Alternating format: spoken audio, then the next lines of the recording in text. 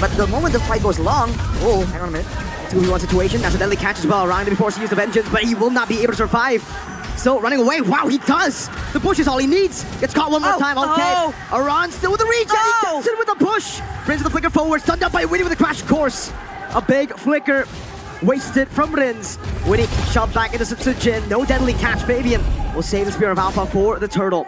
More prio for RRQ, but TLID have the healthier HP bars. Looking dangerous right here. Both teams going for it. We do the crash course over to Jin. Now it's going to be the feathered airstrike over to shove back from Enoch. Faking with the Spear of Alpha. Going to the Tyrant still. Losing his life. Win in the back with the crash courses now. Aran jumps in, but he's going to be caught into the turtle pit. Jin guns him down. And Rins gets him out with a double kill. Oh, they get it all. They lose nothing and get everything. It's going to be Jin acquiring the turtle for himself. Break down that fight for us, Arashi. RRQ going in and out, waiting on the cooldowns. They know that the burst damage is massive from Team Liquid, but Enoch was able to buy so much time, dodge away from so many skills using the Sacred Hammer as a bit of a displacement tool and also a repositioning tool. Team Liquid ID has to be careful, man. If they go for a long drawn skirmish like that, they're susceptible to getting punished. But looking at Talent's prediction right here, I'm alone. No, you're not. No, you're not. Mirko is right there with you. Yes, sir. Two boats. I got used to us being on a different side. Don't worry, Arashi. When BTR ain't here, Kescute is RRQ, right? Hey. So there's a bit of BTR there. Yeah. All right, deal. An alliance made between the Robots and the Kings for now.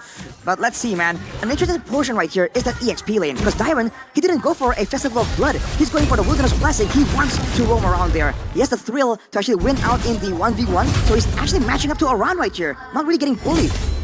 It's almost like yesterday, Aran. When he was playing the Terizla, game number 3, he was constantly rotating into that mid lane, right? Just to help build that prio, help with the Wilderness Blessing as well to, fasten up his movement speeds. And of course now Dyron on the subject of maybe a potential dive. But he's still tanky enough to survive the onslaught because he is a Terizla after all. Sure, the body of Smith has been nerfed, but at least he can be able to just hold himself right there. Flashing this emoji right there, Sticker. Dyron is playing it safe. No, he doesn't have to risk anything. Wave is still going to be available to be collected by him. Yeskio though, rushing the lightning truncheon. Nothing else. Not even the boots. He wants that burst damage. He knows his team is relying on it to get those pickoffs in the early game. He needs to be the one roaming around with the wings by wings to actually combo with Witty. Yeah, he needs that burst damage early game because look at TLID now. They want to advance further. Amazing poke from RRQ. Rins is popping the real world inflation, getting the prio over. But remember, for TLID, can't utilize it as a flicker forward in the crash course, also with a shortcut. Rins going to be compromised. Fabian with a steal. We in the back now, Ron jumping in. Skylar getting rid of him, but yeah, his skill has rotated over. We'll try to go for some damage. A-Rod cheeking with the advanced rage. Dyron's still able to survive right now, but look at the damage, the implosion. Enoch finding two. Aran jumping back now, getting one. Getting very low, the push right there. Enoch will fall, Aran will live. The cavalry charges, and they get the dub in the second turtle skirmish. Again, a trade happening. Here on Shiki, almost able to take down Rins. What was that, Arashi? It's a great move from Team Liquid ID. They make sure they use Aran to its full potential. That's the combo, but look at Skylar. Whoa. Of course, she has skill with the rotation. Skylar, you have the flicker. Can you dodge from everything? That's one. That's two, a basic from Witty. Dyron trying to help up in the top lane. We'll go for the hammer strikes over to the mini waves. We'll try to survive the power of wildness. We'll shoot Dyron down. He will have to respect this damage. In the mid lane, that's a solo kill. The Usurper is online.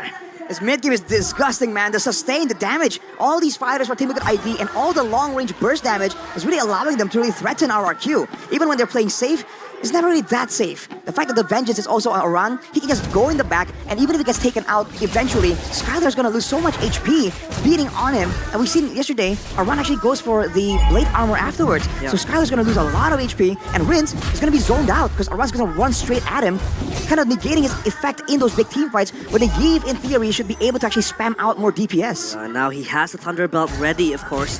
Let's take a look at the audience prediction by the new application Go Play. 86% for RRQ.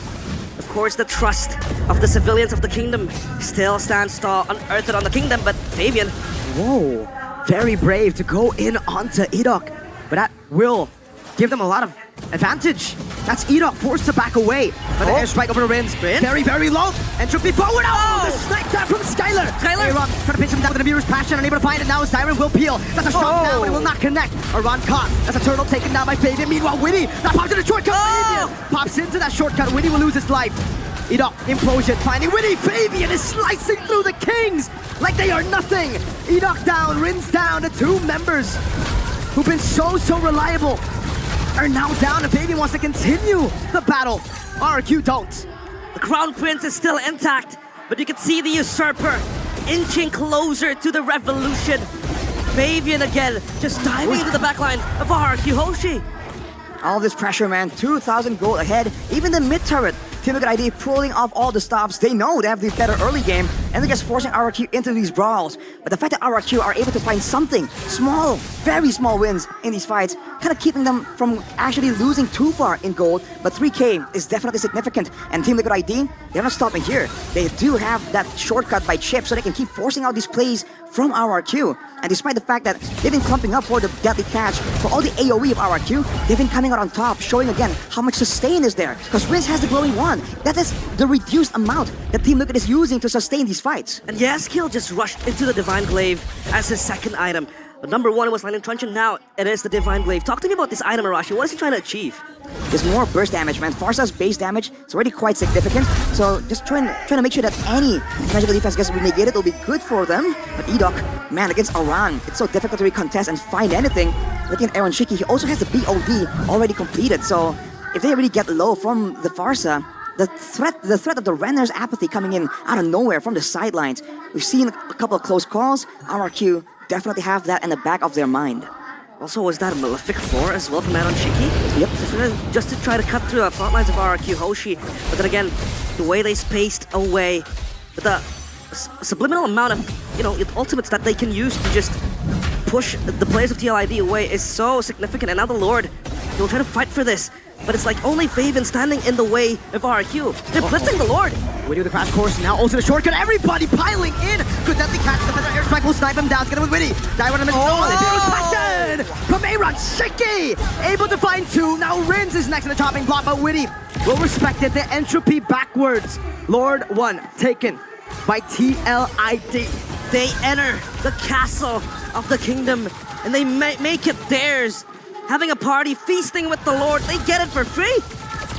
It's a great play for Team Liquid again, using the shortcut to zone everyone away. And again, Aran taken out, no problem. Massive value for Team Liquid ID. And along with that, even though RRQ wants to try and hit back, the fact that Aaron Shiki can stand there and burst down everyone, full channeling all the ultimates, because Aran has taken away all the damage, bought in all that time. They have the Lord right here, and they do have the global presence. What are they going to try and do with it? If you take a look at R7 making an appearance here. Now Aran. Look at Witty. Running forward, Witty is able to just crash course. Implosion as well. RRQ will take Witty. But what do they lose? The Lord is still on target despite the entropy. The bottom lane. Holy defense. Already baited out. Up top, Skylar will finally deal with the Lord. It's taking a bit more time. It will fall to the mini waves there. So at least it is a tier 2 and a holy defense in the far lane for the Cavalry. Holy Crystal though for Skylar is hitting his power spike. And that means that Atan can be much more, oppressive in the team fights and in the defense later on. But as they say, Lord number 1 is to take map control. And they look for a concealed play. Oh! The penalty zone now. Aaron Shiki will be caught. Skylar eliminates him. Aran looking for an angle. Fabian looking for some damage. Feather airstrike pushing him down. Enoch taking down. Aran in the midst of down with the vengeance as well. Aran will not be able to find a power wilderness. Skylar still able to cat away. Now Rins getting the kill back. Shortcut. Oh! Fabian, after recall and after going into the mid lane, will be able to rejoin the cavalry forces to get rid of Tyrant. 2 for 2. They fight back, and they fight back hard. RRQ is looking for a Hail Mary play, but TLID, they charge forth. The Stallions ready for any form of oppressiveness from the kingdom. No entropy. Fabian finds his pure alpha. Now the deadly catch appeal from RRQ is not enough to take him down. Fabian will finally be slain, but at what cost? With a double and an outplay. But still, it's TLID who are able to take that kill back. Now, who is it worth for? Considering the Team Liquid ID was ahead 4,000 gold, RRQ, it's down to 2,000. It has to be worth it for them. They've bought more time. They've stopped the momentum of Team Liquid ID.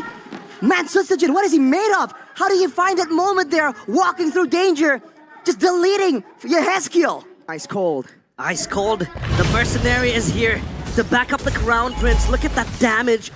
And this warrants a respect towards the Bane, because the Bane, as time progresses, as the game gets later, the damage just becomes disgustingly insane. And that is built upon burst damage as well for the Bane, and this could be the time frame where TLID has to respect it, has to be wary of it, and now they prepare for a Lord Dance. Heading around for now, but there's the chip in the back line. Witty looking for Skylar. Won't be able to find it. So Jin gonna be pressured down with a better airstrike as well. The burst Lord! Oh! So Jin, the mercenary, finds it. Meanwhile, the fight with the shortcut as well. RRQ will take it. He will go forward, baby, and fight the Spear of Alpha onto Rins. 1, 2, 3. Kings falling. Oh! The shortcut taken by Enoch to look for the juke, but it's only 2. The clutches of Witty, the clutches of Yehezkiel, and now we're down to just 1. It's just Skylar against the cavalry. The Crown Prince looking to defend his crumbling kingdom. Will he be able to hold this? The cavalry charges forth. The brother airstrike Skylar with a flicker, able to get rid of the cannon forward now. Aaron's faction trying to go for it. Fabian falls, but they will take the battle in game 1. They take control of the castle walls. The young stallions. They charge, and they charge hard. Game number 1, TLID 1-0. A great use of momentum right there. They know that RRQ, they can't really afford to lose more Lords with the base turrets getting lower and lower. They go for that macro play. They go for the flank with Witty. That's the power of the chip. The backline in shambles. The formation disrupted. And RRQ, despite having that golden combo, the Yve and the Natan, are unable to stop the momentum, the speed, and the charge of the cavalry. We talked about the Yve and the Natan boasting a very high win rate in the playoffs. And Rins with the Yve as well, 100% win rate broken